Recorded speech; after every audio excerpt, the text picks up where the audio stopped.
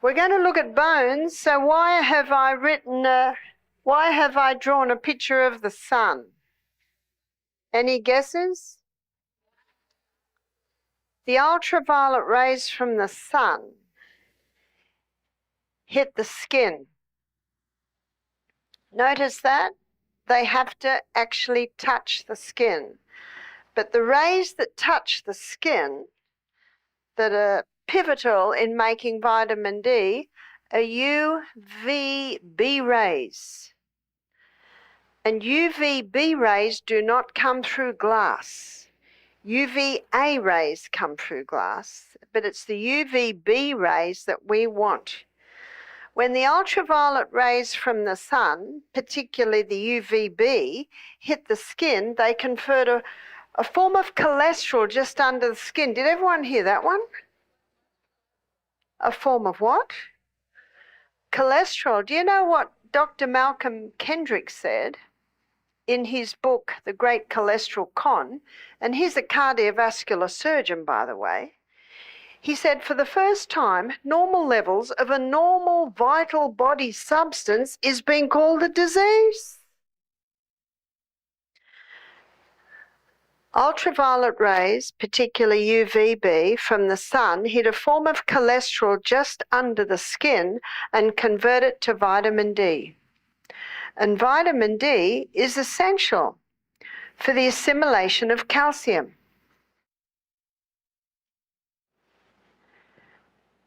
And calcium is a very important part of the body. In fact, calcium is a very important part of the whole of life on planet Earth, and it's called the king. And because it's called the king, it's been misunderstood. Calcium's the king because when it gets in, all the other minerals piggyback on the back. And I've got some news for you. You might find it shocking news. Bones aren't made of calcium. Bones are made of 12 trace minerals and 64 minor minerals. So what are the 12? Calcium, boron, chromium, iron, magnesium, and manganese, and selenium, and silica, and sulfur, and potassium, and phosphorus, and zinc, and 64 trace, meaning 64 minor minerals. Now, understanding this, it's not rocket science, but what do bones need, students? Do they need calcium? Not by itself. So I've got some good news. You can save money by not buying any more calcium supplements. And the money you save, you can buy something that is one of the best ways to get salt into your body, or the minerals, which is Celtic salt. Or it's getting hard to get, and apparently it's my fault, so you can get Baja salt is another one that's very, very similar. Celtic salt is hand harvested from Brittany on the French coast, very pristine part of France. In fact, the French government have declared it a heritage zone so that it can never be contaminated. 4.5 million acres. That's incredible. The Baja salt is on another pristine place in Mexico, and it's a hand-harvested sea salt as well. And because it's a hand-harvested sea salt, they retain the minerals. In fact, they retain approximately between 82 and 84 of the minerals. In seawater, there's approximately 92 minerals. So where are the rest?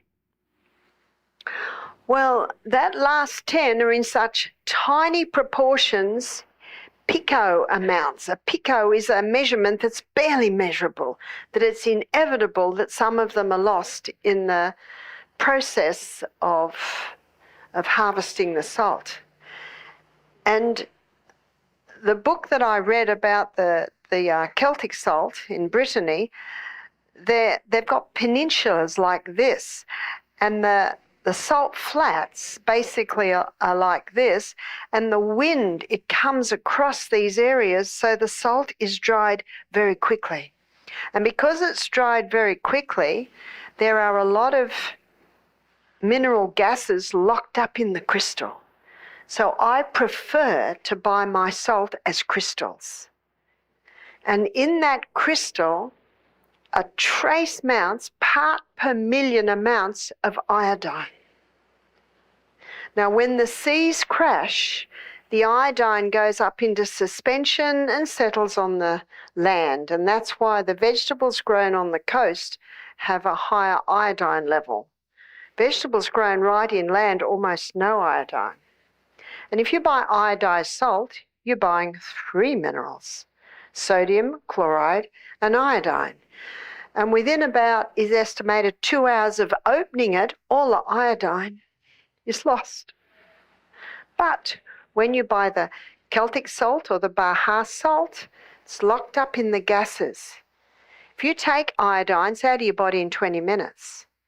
But if you take that little crystal of Celtic salt before every glass of water, you're giving part per million minor amounts of iodine, but little by little by little.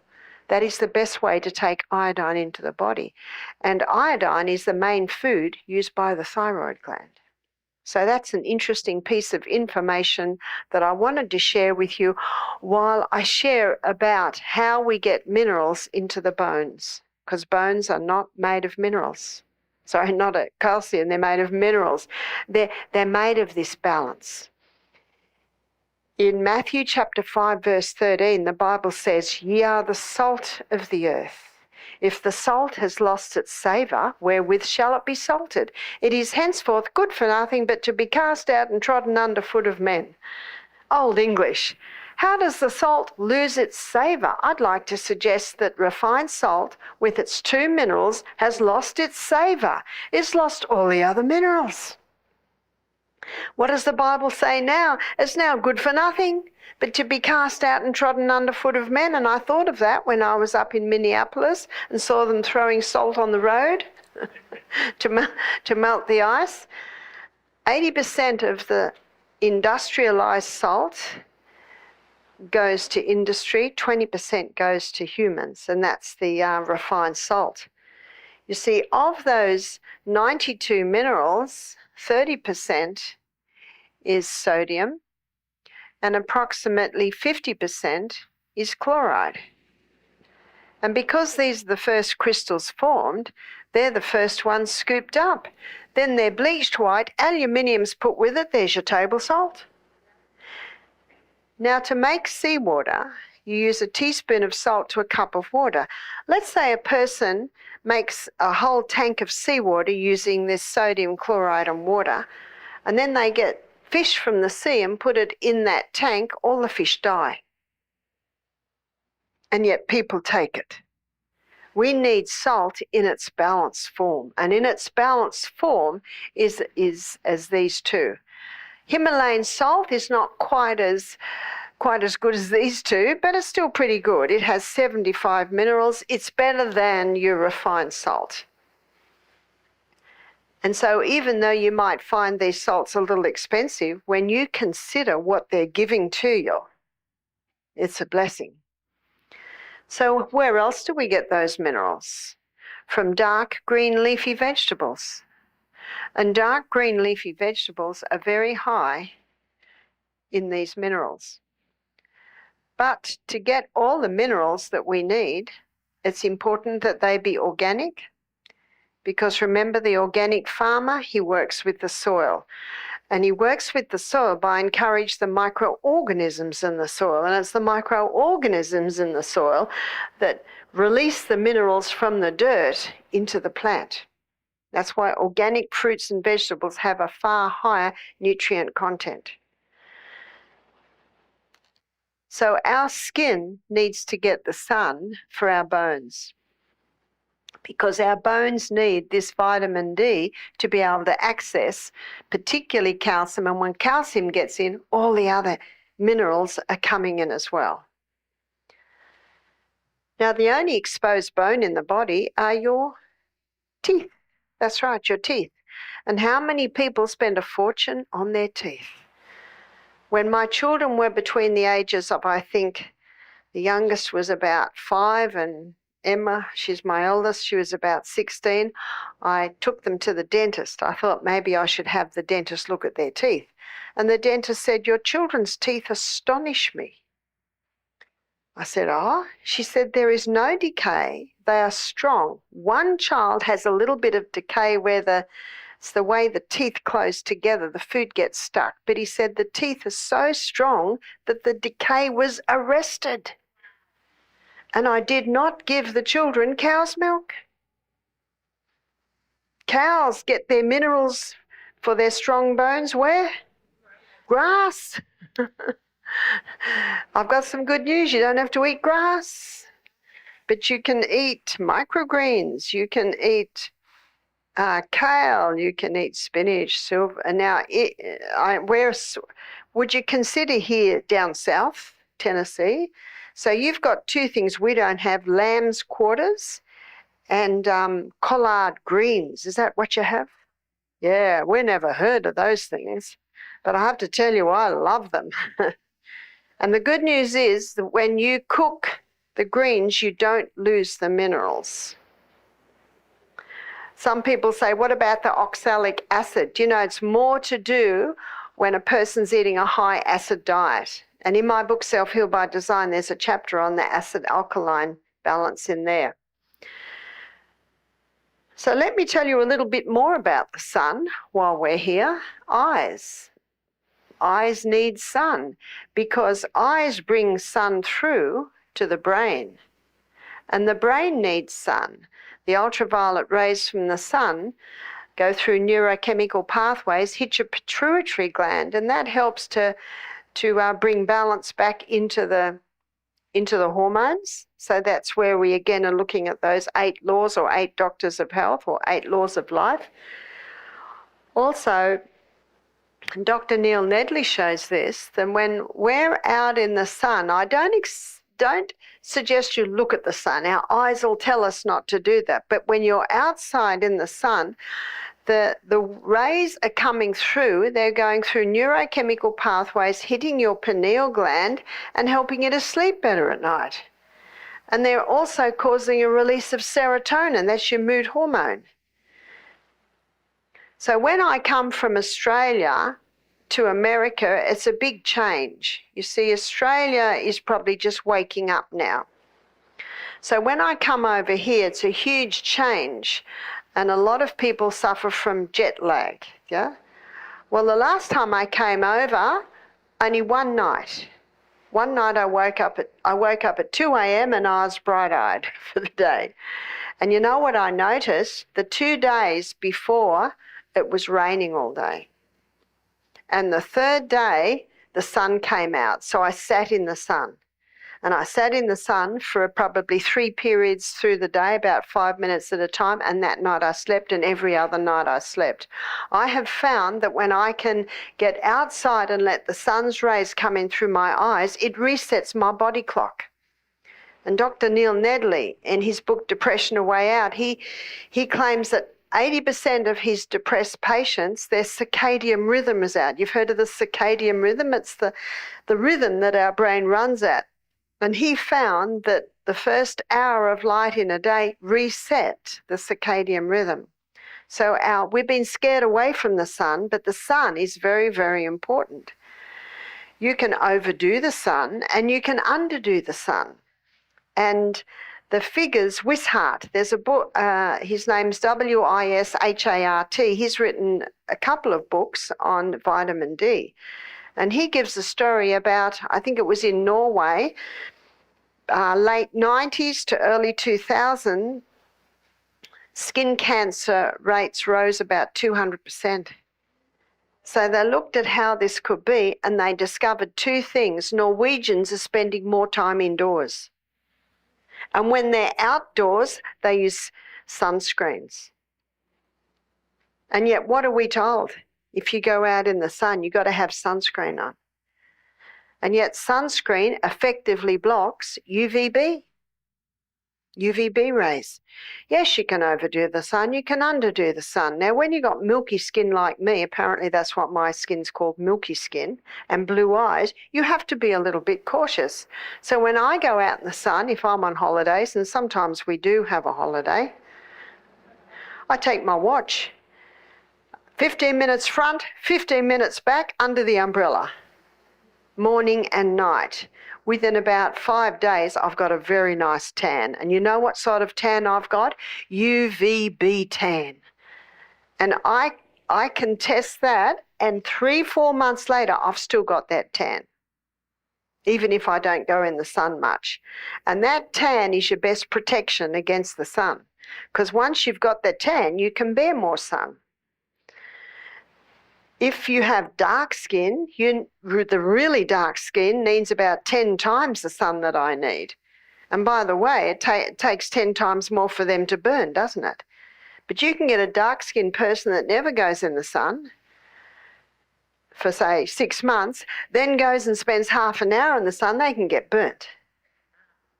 They can still get burnt. So it's common sense, really, isn't it? A little bit of caution is necessary there.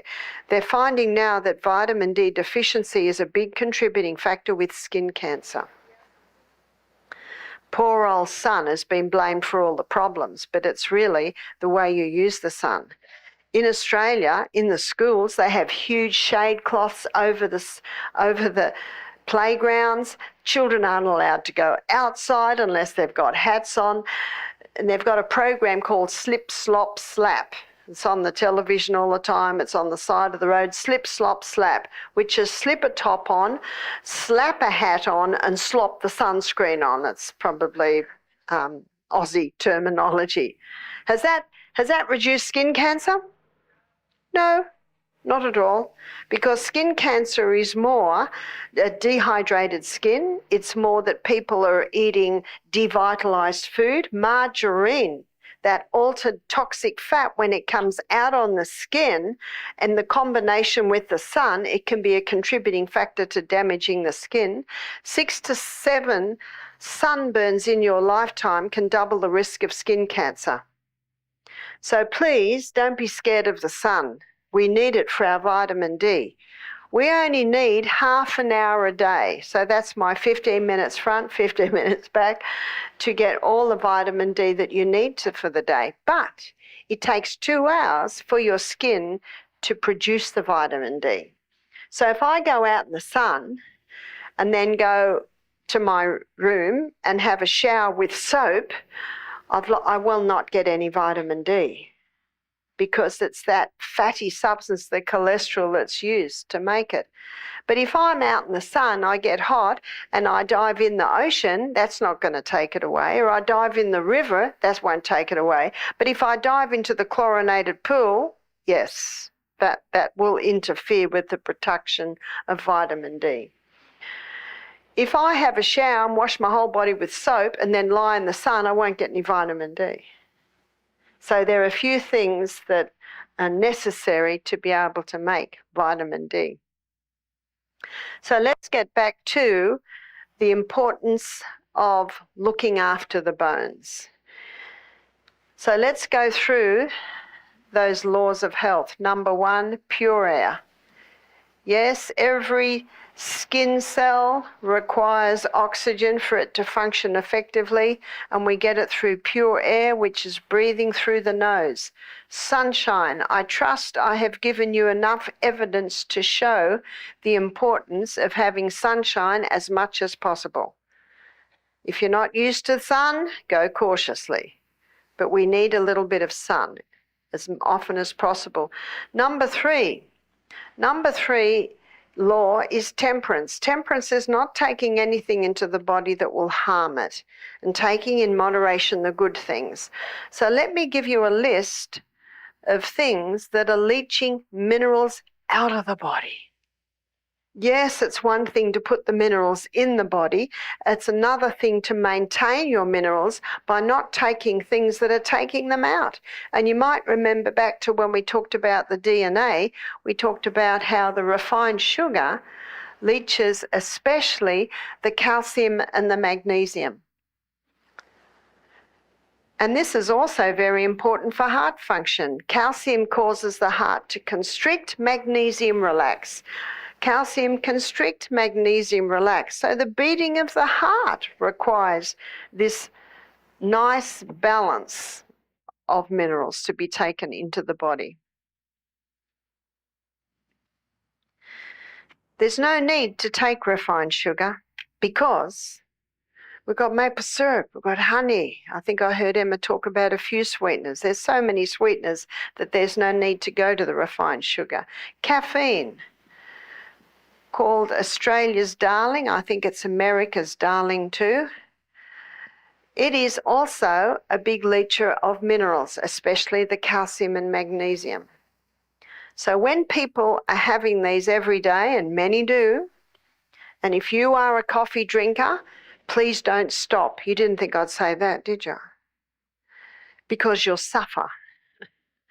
But in the book Caffeine Blues, Kochanski has a chapter called Coming Off the Bean. And he says, if you have 3 cups of coffee a day, start having 3 cups of coffee, but instead of a 1 teaspoon of coffee, you put half a teaspoon of coffee and half a teaspoon of something like Roma or Cafex. It won't taste any different, and your body will still be getting that little bit of caffeine. And every day, a little less coffee, a little more Roma or Cafex. And within a week, you can be off the coffee without any pain or suffering. Because we see it all the time at our retreat. One lady, she couldn't even get out of bed. Her headache was so bad. 1 cup of coffee a day. That's why when people say, do you drink coffee? I say, no, I just watch the people suffer. Day 1 at our retreats. That's enough for me. So you can get off the coffee without pain and suffering by doing that. Alcohol is another leacher of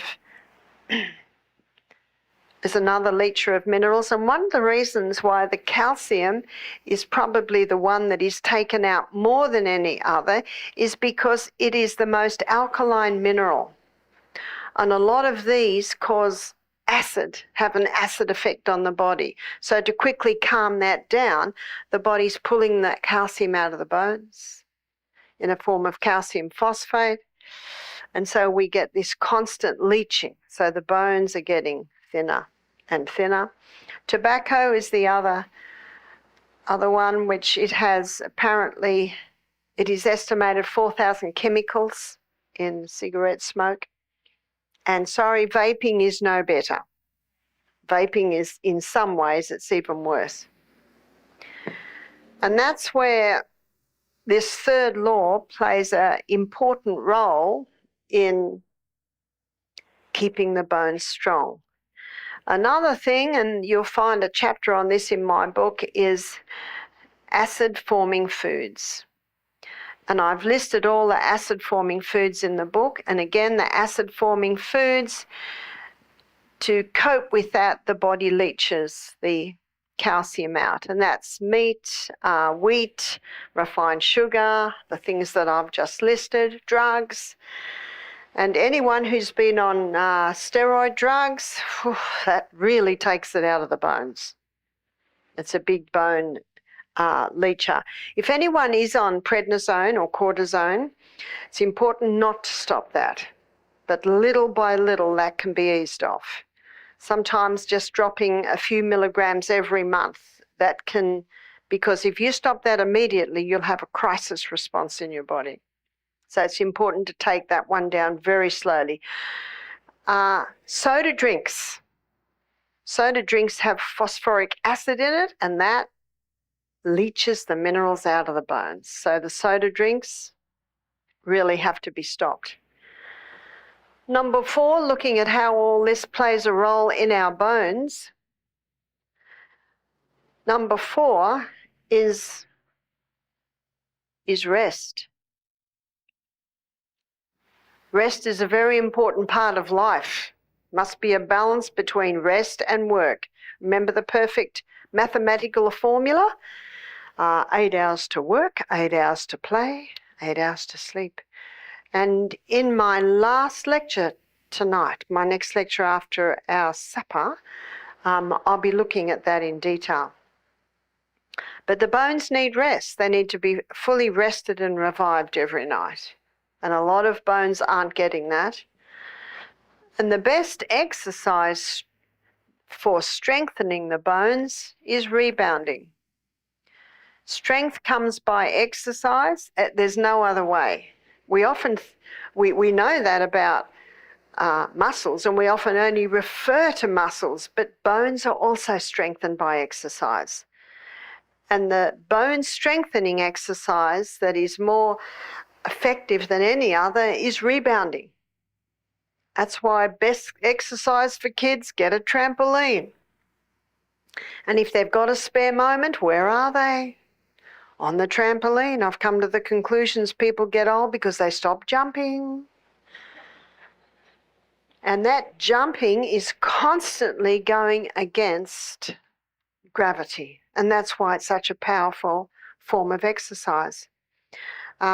I read a book by Albert Carter, and he was I think it was an Olympian trampolinist, and he wanted to know why it had such an effect. And the only place he could find in the 1980s, 90s that did research on it was NASA.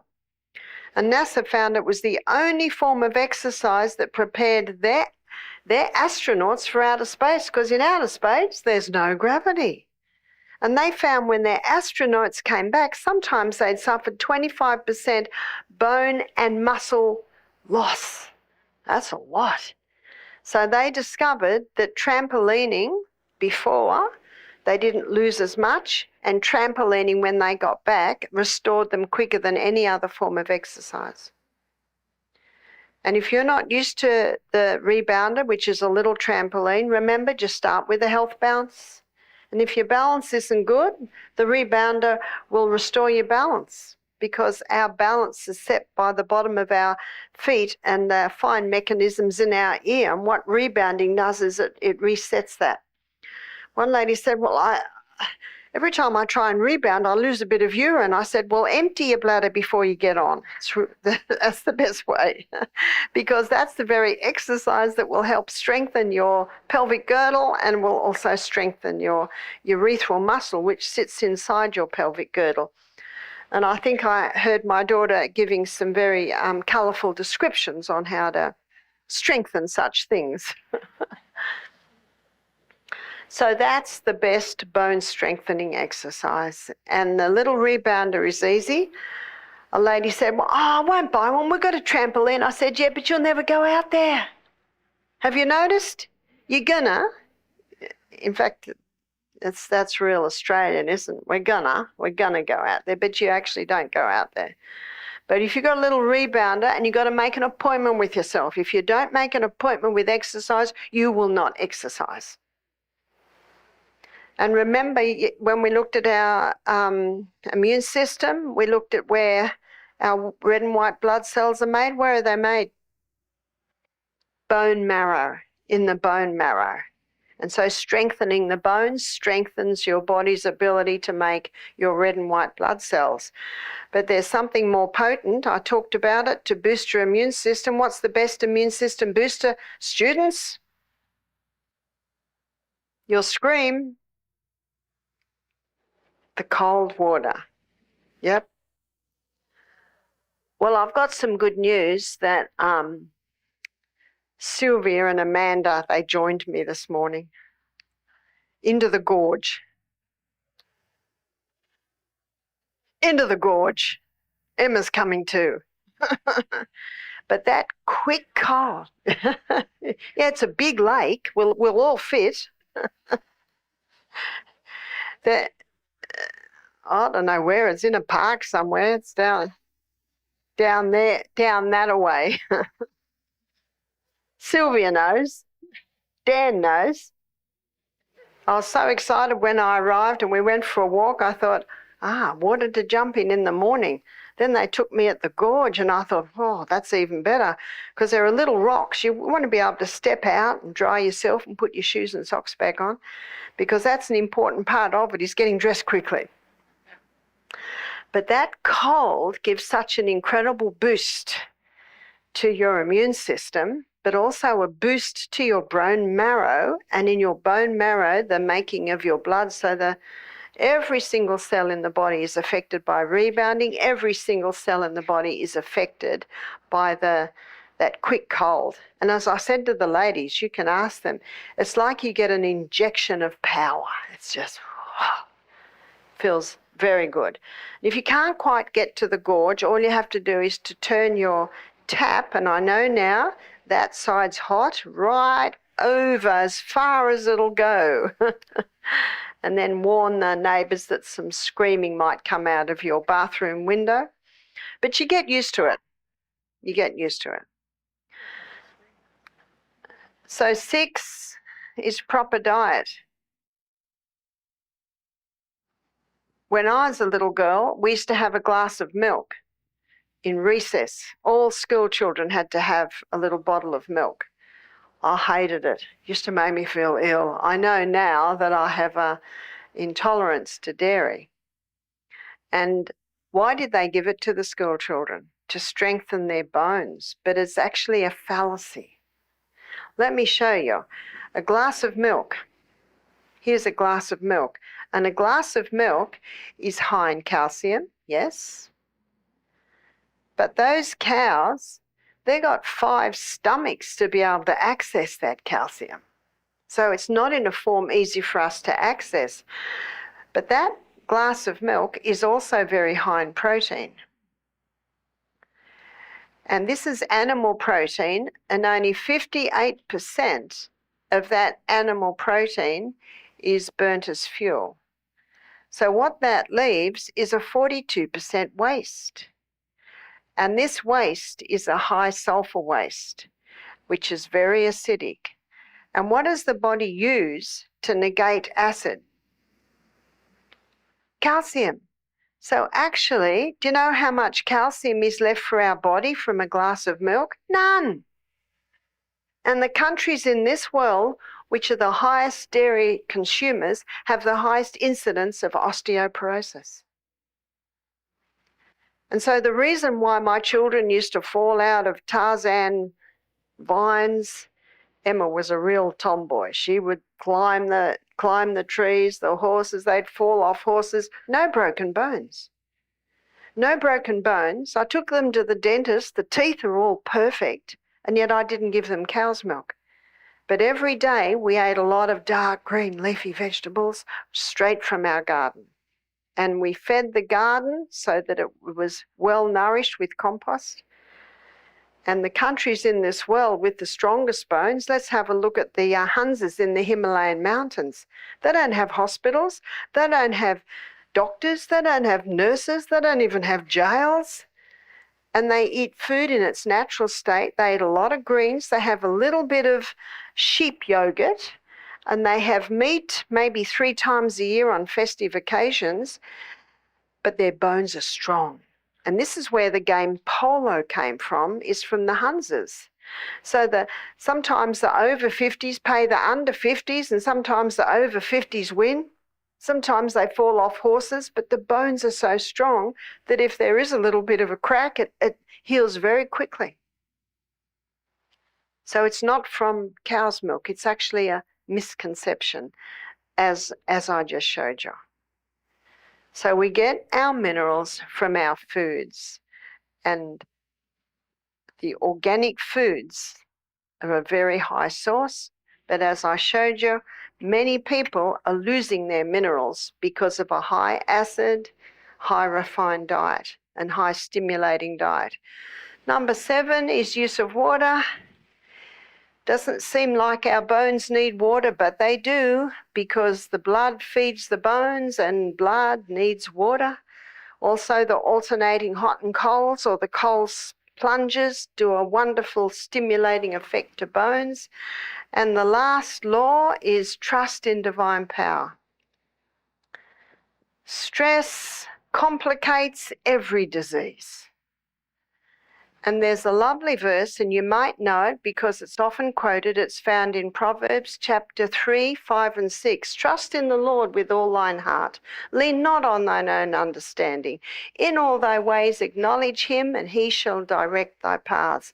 Be not wise in thine own eyes. Fear the Lord, and depart from evil, and it shall be strength to thy navel, marrow to thy bones.